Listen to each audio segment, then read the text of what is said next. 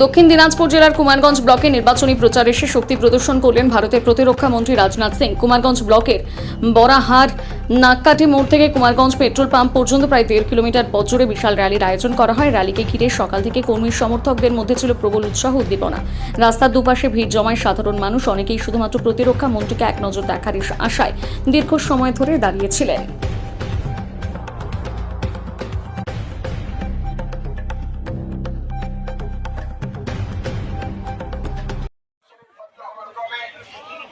के बजाय यहाँ विनाश हुआ है, यहाँ सर्वनाश हुआ है।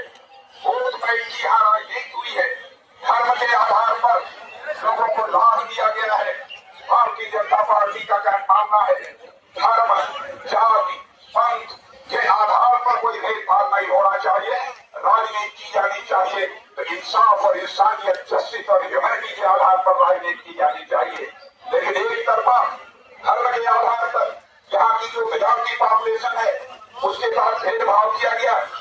उत्तर बंगाल के लिए केवल 900 करोड़ दिए जाते हैं, लेकिन मदरसों का जब सवाल खड़ा होता है तो 5000 करोड़ रुपए मदरसों को दिए जाते हैं, लेकिन उत्तर बंगाल के विकास के लिए केवल 9,000 करोड़। आज के नौजवानों की हालत क्या हो गई है मेरे बहनों भाइयों, हमारे नौजवानों के हाथों में डिग्री है। डिग्री होने के बावजूद उनके हाथों को जो रोजगार मिलना चाहिए, एम्प्लॉयमेंट मिलना चाहिए, वो एम्प्लॉयमेंट नहीं मिल पा रहा है।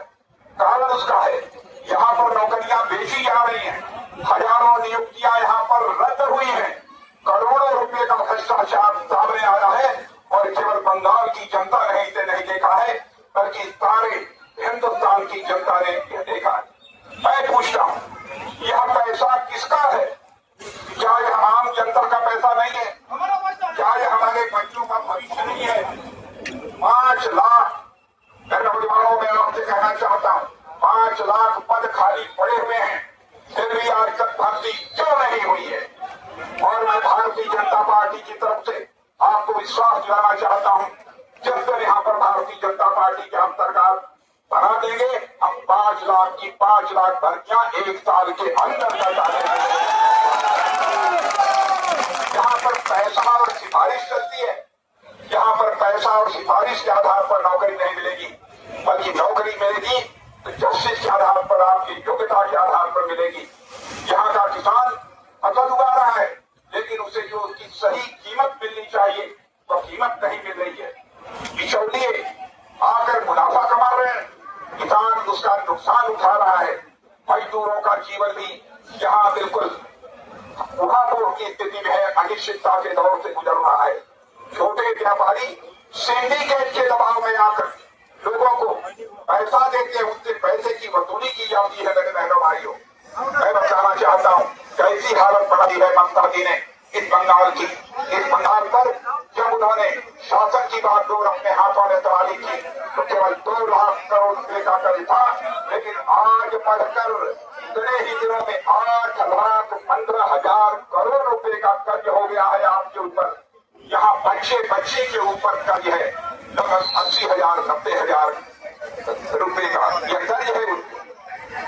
यहाँ पर एक बच्चा भी जन्म लेता है, जन्म लेते ही उसके ऊपर 77,000 का कर्ज उसके सिर पर होता है।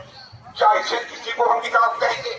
यहाँ पर कितनी तेजी के साथ हमारी सरकार बनेगी हम विकास करेंगे। बहनों भाइयों, मैं कुछ आश्वासन नहीं देना चाहता, इतना ही आपसे कहना चाहता हूँ, हिंदुस्तान के जिन राज्यों में भी हमारी भारतीय जनता पार्टी की सरकार है, जाकर देख लीजिए उन राज्यों में हम लोगों ने कितनी तेजी के साथ विकास किया है। लेकिन यहाँ पर हम एयरपोर्ट हमारे प्रधानमंत्री मोदी जी बनाना चाहते हैं, एयरपोर्ट के लिए ममता जी पैसा नहीं देती हैं। यहाँ पर बॉर्डर सिक्योरिटी फोर्स बराबर, मैं स्वयं गृह मंत्री था, होम मिनिस्टर यहाँ का था, मैं स्वयं बात करने के लिए यहाँ पर आया था ममता जी से। उन्होंने मुझे कहा था कि फेंसिंग के लिए हम पैसा देंगे ताकि कुछ बैठिए बाहर से बंगाल की धरती पर आ सके, लेकिन एक भी पैसा उन्होंने नहीं दिया। सीधे कुछ बैठिए यहाँ पर आ रहे। और मैं आज आपसे कहकर जा रहा हूँ, देश का रक्षा मंत्री होने के नाते जब तक हमारी सरकार बन जाएगी मेरे बहनों भाइयों, हम एक अवैध घुसपैठिए की जांच कराएंगे, उसे सीमा यह लड़ाई सिर्फ चुनाव की नहीं है, यह लड़ाई है आपके जमीन की लड़ाई है, यह लड़ाई है आपके अस्तित्व की लड़ाई है। कानून व्यवस्था का पतन हुआ है बहनों भाइयों। कानून और व्यवस्था के हालात को हम पश्चिमी बंगाल में चुस्त दुरुस्त करेंगे। आज मैं आपको आश्वस्त करना चाहता हूँ, 5 लाख पदों की भर्ती करेंगे। 5 लाख जो पद खाली पड़े हैं कानून और व्यवस्था को चुस्त दुरुस्त करेंगे। और जो कानून और व्यवस्था को लॉ एंड ऑर्डर को हाथ में लेने की कोशिश करेगा उसके ऊपर यदि बुलडोजर चल जाए तो यहाँ के नौजवानों के लिए रोजगार मिलेगा, यहाँ बुनियादी ढांचों का यानी इंफ्रास्ट्रक्चर का तेजी से विकास होगा। मेरे बहनों भाइयों, आयुष्मान भारत के अंतर्गत देश के सभी राज्यों में 5 लाख रुपए तक का मुफ्त इलाज किया जाता है। हम आपको भी 5 लाख रुपए तक का मुफ्त इलाज करेंगे। यहाँ पर दुर्गा स्पैरेट का गठन होगा।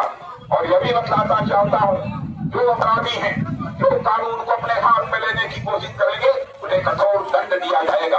यहाँ पर कानून का राज स्थापित होगा। मेरे बहनों भाइयों, देश विरोधी गतिविधियों में जो लोग लगे हुए हैं उनके खिलाफ सख्त कार्रवाई की जाएगी। यह भी आपको आश्वासन देना चाहता हूँ।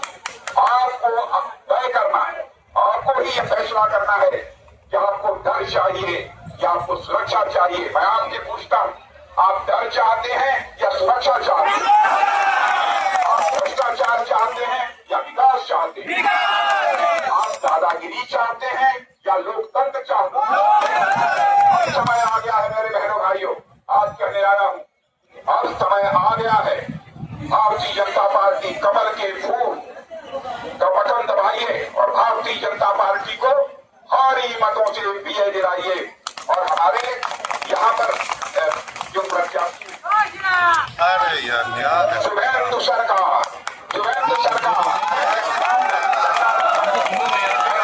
शुभेंदु सरकार बहुत ही डायनेमिक कैंडिडेट है। बहनों भाइयों, यदि शुभेंदु सरकार को जिताकर आपने वेस्ट बंगाल की विधानसभा में भेजा, आपकी आवाज को इफेक्टिव तरीके से बुलंद करने का काम है। इसलिए मैं आप सभी से अनुरोध करने आया हूँ कि भारतीय जनता पार्टी के चुनाव चिन्ह कमल के फूल का बटन दबाइए और भारतीय जनता पार्टी के कैंडिडेट को भारी मतों से जिताइए। आप सबको बहुत बहुत धन्यवाद। बोलिए भारत माता की बहुत बहुत धन्यवाद।